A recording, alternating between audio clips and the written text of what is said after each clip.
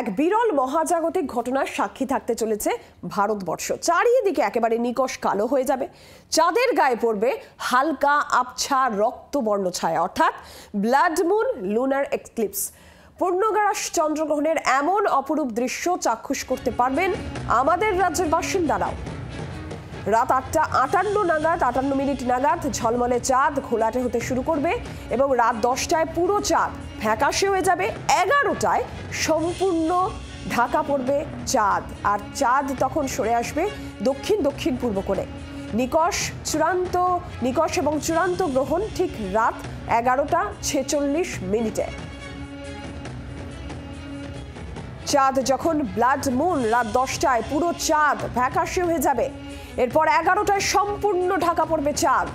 পূর্ণগ্রাস চন্দ্রগ্রহণ যখন চাঁদ সরে আসবে দক্ষিণ পূর্ব কোণে। চূড়ান্ত গ্রহণ 11:46।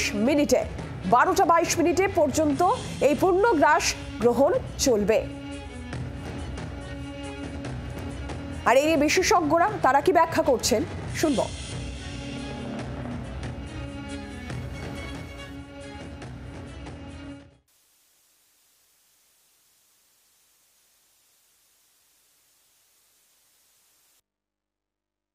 पृथ्वी चंद्रमा से काफ़ी बड़ी 4 गुना बड़ी है तो उसका जो ड्यूरेशन होता है वो ज़्यादा भी होता है और काफ़ी क्षेत्र में देखा जाता है।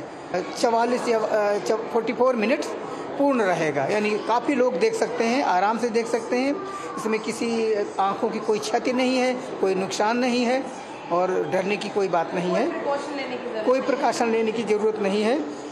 खा भी सकते हैं, जैसे बहुत सारी भ्रांतियां हैं कि इसमें कीड़े हो जाते हैं, ऐसा कुछ नहीं है। बिल्कुल सारी भ्रांतियां हटा दें।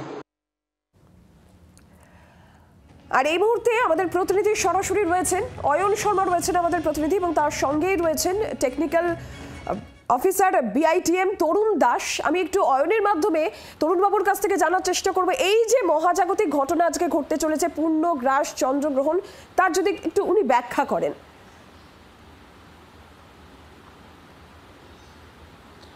একদমই, দেখো বিরল মহাজাগতিক দৃশ্য দেখার জন্য কিন্তু উপস্থিত থাকছে গোটা কলকাতাবাসী থেকে শুরু করে গোটা দেশবাসী। এবং এই যে মুহূর্ত যে কেন এইভাবে গাঢ় লালচে রঙের হয়ে যাবে চাঁদ, সেই একেবারে সরাসরি জানবো। আমার সঙ্গে রয়েছেন BITM-এর যিনি টেকনিক্যাল অফিসার তরুণ দাস, আমার সঙ্গে রয়েছেন, তিনি গোটা বিষয়টা বুঝিয়ে দেবেন যে এই যে 12টা একেবারে 22 মিনিট পর্যন্ত 82 মিনিট ধরে এই যে একেবারে যে পরিস্থিতি চলবে, কেন এমন পরিস্থিতি তৈরি হচ্ছে, গোটা বিষয়টি আমাদের একেবারে আলোচনা করবেন। আমার সঙ্গে রয়েছেন BITM-এর যিনি টেকনিক্যাল অফিসার তরুণবাবু।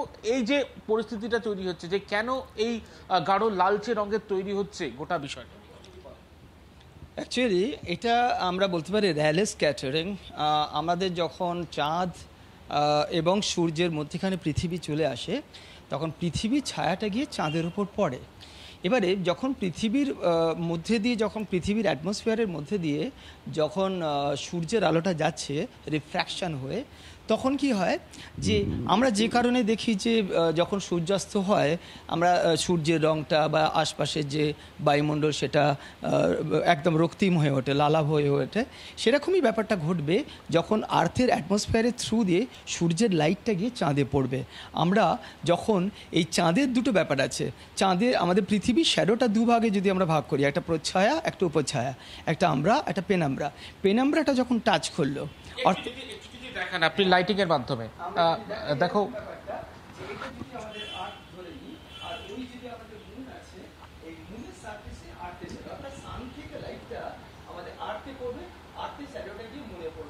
আমরা ওইখান থেকে একটু বেরিয়ে এসে আমরা এটা কখন সম্ভব, যখন কিনা আমাদের এই মানে এই সোলার সিস্টেমে অয়ন যদি একটু বুমটা ওনার সামনে ধরা যায়, আমরা তাহলে ওনার বক্তব্য, ওনার ব্যাখ্যাটা শুনতে পাই।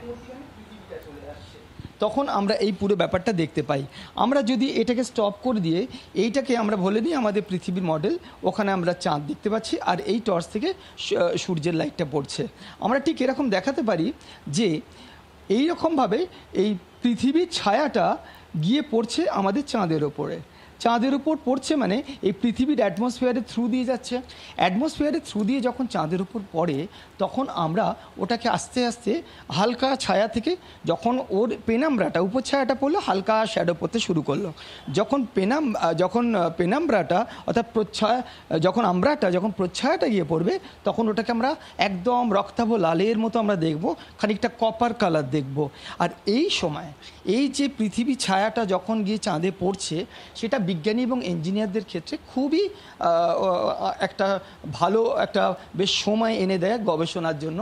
আমাদের বাতাস, আমাদের অ্যাটমসফিয়ারে যে পলিউট্যান্টগুলো আছে, যে এয়ারোসল আছে, যে ডাস্ট পার্টিকেলগুলো আছে, সেগুলো আমাদের ওয়েদারের ওপর, আমাদের এই অ্যাটমসফিয়ারে তাদের কি প্রভাব সেইগুলোকে নিয়ে আমরা স্টাডি করতে পারি। আমাদের যে কমিউনিকেশন এবং আমাদের যে সমস্ত স্পেসক্রাফট, এইগুলো communication satellite, remote sensing satellite, তার ওপর মানে সেইগুলোকে নিয়ে আমরা আরও বেশি কি ইম্প্রোভাইজ করতে পারি, ডিজাইন চেঞ্জ করতে পারি। আজকের এরকম একটা লুনার এক্লিপস বা এরকম চন্দ্রগ্রহণের থেকে আমাদের প্রচুর সেই ডেটাগুলো, অ্যাটমসফিয়ারের যে ডেটাগুলো পাচ্ছি সেই ডেটাগুলো এই ডিজাইন করতে আমাদের ওই স্পেস ক্রাফটগুলোকে কারণেই কি মহাকাশ বিজ্ঞানীরা তারা একেবারে মুখিয়ে রয়েছেন যে এই ছবি তোলা, এই রিমোট সেন্সিং কমিউনিকেশন স্যাটেলাইট, এই যে আমাদের স্পেস ক্রাফট ডিজাইন এবং ভবিষ্যতে আমরা চাঁদে কোন সাইটে গেলে আমাদের মিশনটা সাকসেসফুল হতে পারে, এই সমস্ত গবেষণাটা এইরকম প্রাকৃতিক যে সমস্ত সংযোগগুলো ঘটে, এরকম প্রাকৃতিক ঘটনাগুলো ঘটে আমাদের প্রভূত আমাদের হেল্প করে। এই যে মুহূর্তটা যেটা আপনিও নিজে একেবারে উপলব্ধি করবেন যথেষ্ট গুরুত্বপূর্ণ, এই যে সময়সীমাটা কলকাতা থেকে কি একেবারে পুরোপুরি গাঢ় লালচে রং দেখাবে? হ্যাঁ, এইটাই আমাদের এবারে সৌভাগ্য যে কলকাতা থেকে পুরোটা আমরা দেখতে পাবো। অর্থাৎ কিনা আমরা ওই 10টা 11টা তরুণবাবু যে ব্যাখ্যা আমাদের দিচ্ছিলেন, আর তার মধ্যেও যেটা উল্লেখযোগ্য বিষয় যে কলকাতায় আমরা যারা বাসিন্দা কলকাতার বাসিন্দারাও কিন্তু সেই পূর্ণগ্রাস চন্দ্রগ্রহণের একেবারে সাক্ষী থাকতে পারবে, চাক্ষুষ করতে পারবে মহাজাগতিক এই বিরল দৃশ্য। অয়ন, ধন্যবাদ তোমাকে, তরুণবাবুকেও ধন্যবাদ।